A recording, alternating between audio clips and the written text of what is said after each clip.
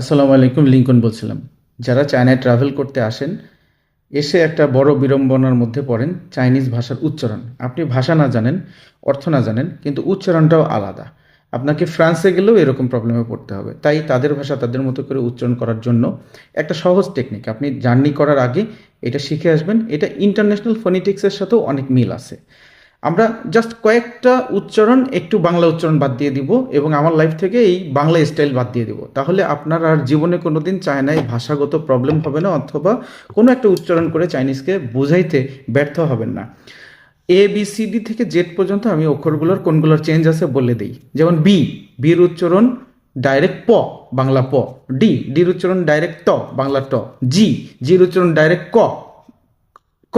জি মানে ক, GOU, কৌ। তারপর জের উচ্চারণ হচ্ছে চ, জিয়াও বলবেন না, ZIAO, চিয়াও।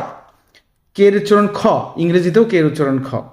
তারপর পির উচ্চারণ ফি, ফ। কিউ এর উচ্চারণটা খেয়াল রাখবেন, ছ, ডাইরেক্ট ছ, ডবল ছ। QIANG, ছিয়াং। টির উচ্চারণ থ, ইংরেজিতেও টির উচ্চারণ থ, যদি ইন্টারন্যাশনালি আপনি ইংরেজি শেখেন। এক্স এর উচ্চারণ স, স। এক্স এর উচ্চারণ স। শিয়ে। ZH একত্রে যুক্ত অক্ষর উচ্চারণ ট্র। এইটুকু যদি আপনি মুখস্থ করে আসতে পারেন, আপনি দেখবেন যে চায়নায় যাওয়া আসা এবং চায়নায় কথাবার্তা বলা আপনার জন্য খুব স্মুথ হয়েছে।